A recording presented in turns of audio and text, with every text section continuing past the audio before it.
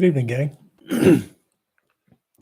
This is Justin Tidwell. It's January 25th, and I want to welcome you to another evening of reviewing legislative activity for the day, federal legislative activity for the day, without any rancor or hyperbole. So we'll start with the limited action stuff. Nothing official came out of the White House today. No executive orders or anything like that. Let's see. The Senate, nothing really official, but there was a lot of bloviating, and I don't really understand the politics of why they being the senators, choose to talk about what they talk about. And I just don't know. I could speculate, but anyway, I'm going to talk about each of the speakers just very, very quickly, just so you know who was saying what. So Mitch McConnell started, and he really focused on a couple things. He talked a little bit about Ukraine, and then he made a reference to the Biden administration, I'll say, packing, from his perspective, packing courts with former defense lawyers. The implication being that the Biden administration, the implication he said, is that the Biden administration cares more about effectively coddling criminals than supporting victims. One of the things that I find consistent about all of this, all of the talking, whether it's a representative or a senator or, quite frankly, President Biden, is the use of hyperbole. They absolutely refuse to see the world as it really is. That the world is gray. The world is not A or B, and they just refuse to acknowledge that that's the truth. So Mitch McConnell was all about not recognizing that that's the truth. Oh well. Then Chuck Schumer got on and started bloviating about the debt ceiling, and again, those rascally Republicans are doing everything they can to do bad things and blah blah blah blah blah. Again, just hyperbole. There was a little bit of talk. He talked a little bit about one of the things that the House has done. I talked about it a couple days ago.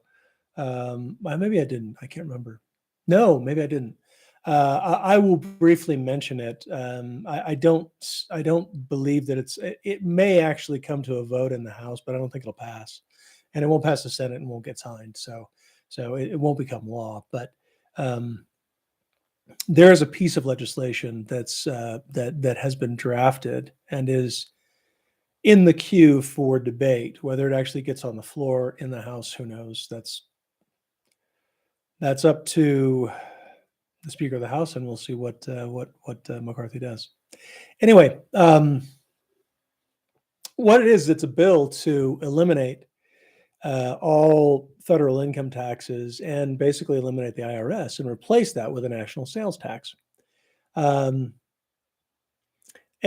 both sides are just ridiculous about the way they position it, and neither side is honest, quite frankly. The Republicans characterize it as, well, it's the only fair way to do things, and what we're doing now is the rich are paying a disproportionate amount of taxes, and it's bad for the economy, and blah blah blah blah blah, and it's a political football, and blah blah blah blah blah. And the Democrats are saying, well, the rich just don't want to pay their fair share, and it's again, they're just mischaracterizations and straw man arguments, which is ridiculous. The reality is, there are economic arguments that say a national sales tax is a good thing.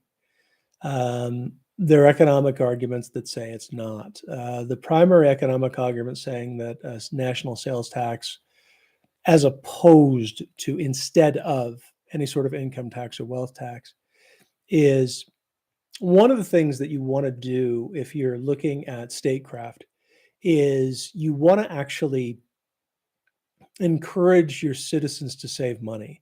There are lots of long-term economic benefits to having a citizenry that saves money. And if you have a national sales tax, you end up encouraging people to save money. Whereas if you have income tax, you discourage savings. That's just practically the way it's borne out. If you look at macroeconomic studies of nations, what you see is that trend. There are various arguments why that's the case, but that is the case. So that's the primary reason why a national sales tax might be a good idea. The reason that a national sales tax might be a bad idea is because sales taxes are regressive by nature, and regressive means that basically someone with a lower income pays more of a percentage of their income than a wealthier person. Now, the reason that's the case, and that's not it's not as simple as that, but that's generally speaking true. The reason that's the case is because everybody needs certain staple items, right? We all got to buy bread, we all got to buy milk, we all got to buy eggs. So if there's a national sales tax, and you're paying $10 for a thing of eggs, and I'm paying $10 for a thing of eggs, if you're richer than me, then a greater percentage of my income is going to taxes because you simply make more than I do, and both of us paid the same for the eggs. Now that's true to an extent with kind of, I'll say, staple goods like eggs and stuff like that.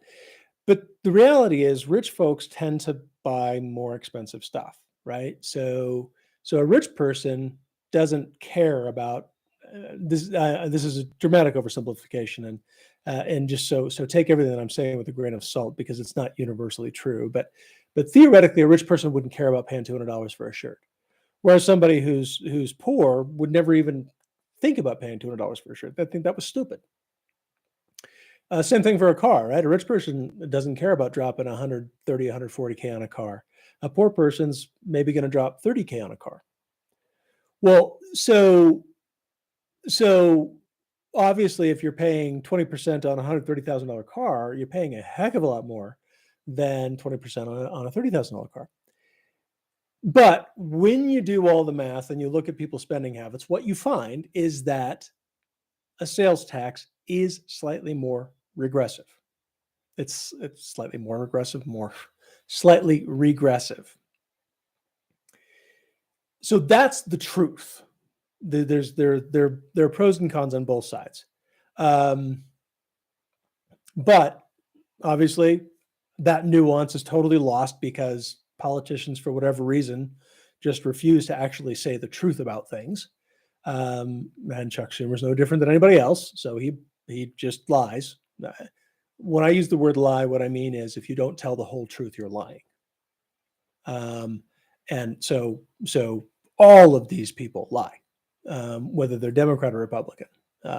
So I'm using that term very bluntly because it's just easier to say than anything else. Anyway, the reality is it's got some traction in, I'll say, I guess, social media, and it seems like the speaker has agreed that it's actually going to come to a House floor vote. Whether that actually happens or not, who knows? But it may. I don't know if it was one of the conditions of the hardline Republicans making him speaker. I just don't know. But it's getting a lot of press, I guess. So Chuck Schumer talked about it. Anyway, then John Thune, he's the Republican whip, talked a bit. The guy from Montana talked. Dick Durbin talked. John Cornyn talked, and a lot of these people. So John Cornyn, Deb Fisher, Shelley Moore, Capito, Joni Ernst, James Langford, Joni Ernst, James Langford, Cindy Hyde-Smith, Tom Tillis, Marsha Blackburn, Sherrod Brown, and Christopher Murphy. All these people talked about various stuff, and again, a lot of it was border security, things like that. One of the things that I did want to talk about is Sherrod Brown. This is a common misconception that, um, again, Sherrod was a little bit less obtuse than a lot of politicians are. One of the statements that he made was that Social Security, after you get to a certain threshold, that's like, I don't know what it is, 160K or something like that, whatever it is, you stop paying into Social Security for a year. And he said, well, he doesn't know why that happens, and that's just wrong. Okay, and I wanted to set the record straight. Okay, the reason that that's the case, and you may disagree with this, you may not, but every politician understands this. So again, what he's doing is lying because he knows why. He just doesn't like it. So what he should say is, this is why, and I don't like it. Okay. Instead of that, he just says, well, I don't know why. It's stupid. Okay. What's going on with Social Security is Social Security was never meant to be for redistributing wealth. It was meant to force people to save for retirement. Bottom line, that's what it was meant to do. So the reason that caps were introduced is because the thought was, well, okay, if you make more than this, then you can save more if you want. But if we do a Social Security tax up to this amount, then we know that we're going to be able to provide through Social Security payments once you hit retirement age enough for you to have, a meaningful livelihood, I guess, a meaningful life. So there's no reason to tax you over that. Now, what some people are saying is, well, yeah, I mean, they're not saying, well, Social Security was originally this way. What they're saying is, well, Social Security should be a tax. Effectively, what they're saying is Social Security should be another vehicle by which we redistribute income. So people who make a lot of money should continue to be taxed past the caps for Social Security so that that money can go to pay for other people that are on Social Security. Because Social Security, I'm going to use a bit of a pejorative here when I describe Social Security, but it is the truth. Social Security is basically a pyramid scheme. It's basically a legalized pyramid scheme. Now, what happens is, so that money's not invested, right? If I pay $1,000 into Social Security, that $1,000 isn't invested into an account with my name on it, and it gets interest, and then I get that money back after retirement. That's not the way it works. What happens is I pay $1,000 a month in Social Security, and that $1,000 a month goes to my dad or my granddad. Well, I guess not my granddad, but my dad. It just directly goes to my dad, right? It's not invested. So what's happening is Social Security is using today's contributions to pay for today's retirees. That's a pyramid scheme. By definition, that's a pyramid scheme. So it's a word that has a lot of, I'll say, bad connotations or bad juju, but it is the truth. It is a pyramid scheme. And if you remove the cap, then you make the pyramid scheme more stable, right? Because you've got more money coming in to pay current retirees. Again, I wanted to just state that clearly so that everybody really, hopefully, if you listen to this, you kind of get what's going on with Social Security. And like I said, you might think that it's a good thing to use Social Security to redistribute wealth. You might not. But that's the argument. It's not, well, I don't know why they do this. There's a very good reason why they did it that way. Again, you may like it, you may not like it, but there's a very good reason. Okay. So that's what went on in the Senate. Lots of bloviating, but very exciting. Now let's talk about the House. Now it's funny, the House did a whole bunch of legislation today. Most of it was inside baseball stuff again, and it all passed with this is all stuff. It seems like they're in a mood to be bipartisan because everything's just passing with like unanimous not quite unanimous, but you know what I'm saying. So there's HR 56 and 57. Those two, they don't have names, and they were really basically standing committee assignments. For some reason, it was considered a privileged matter. I don't know why, but it was. But yeah, HR 56 and HR 57 were basically things to appoint people to standing committees. Then we've got actually concurrent resolution. The concurrent resolution, I'll go ahead and read it out. It's again, concurrent resolutions are just, they're do nothing blahs, right? It's a feel good thing. So here's the here's the title: commending the bravery, courage, and resolve of the women and men of Iran, demonstrating in more than 133 cities and risking their safety to speak out against the Iranian regime's human rights abuses. Of course, everybody voted for it. So that's very exciting. Okay, then we've got actually several bills. So we've got HR 255 to amend the Disaster Recovery Reform Act of 2018 to develop a study regarding streamlining and consolidating information collection and preliminary damage assessment and for other purposes. Okay, this is a direct result of some missteps that House members were pretty blunt about during by federal agencies during speeches. And again, it's inside baseball stuff. So nothing really interesting for us as normal private citizens, but nothing that should increase government spending either. HR 259 to provide for an online repository for certain reporting requirements for recipients of federal disaster assistance and for other purposes. This one I really like because right now there's no obvious way to figure out what's happening with federal disaster assistance. And what this would do is make an obvious place for people to go. I like that a lot. That's great. HR 388 to amend Title 40 United States Code to eliminate the leasing authority of the Securities and Exchange Commission and for other purposes. Okay, this one's kind of funny. Apparently, several federal agencies have authority to do their own leasing, but at least in the eyes of members of the House, the Securities and Exchange Commission has totally abused that authority and has done really, really, really financially stupid things with leasing properties and things like that. And what this does is this basically revokes the authority that they have, so that they have to go through a centralized federal agency to acquire new land for leasing and things like that. It looks like it'll probably save money, so I'm all for it. HR 346 to establish a task force on improvements for notices to air missions and for other purposes.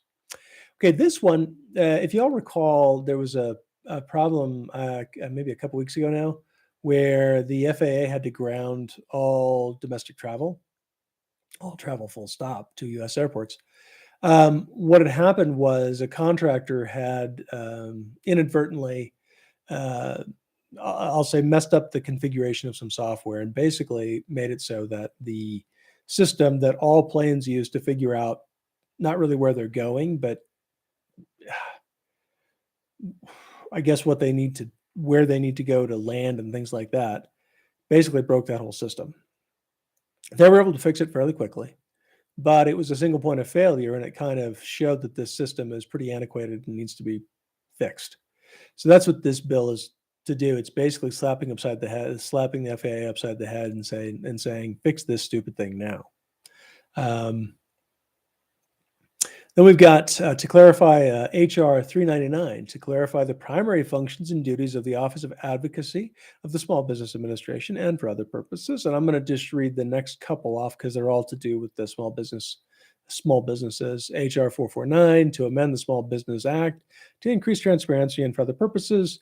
And then HR 400 to amend the Small Business Investment Act of 1958 to increase the amount that may be invested in small business investment companies. Again, all to do with small businesses,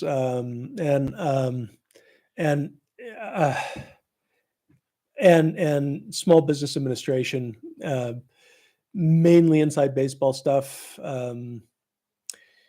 Honestly, not really interesting to me. If you happen to be interested in that kind of legislation, no offense, it's just not terribly interesting to me. Um, let's see. Anything else for today? I don't think so. I think that's about it for today. So there you have it. I hope you all have wonderful evenings, and thank you very much.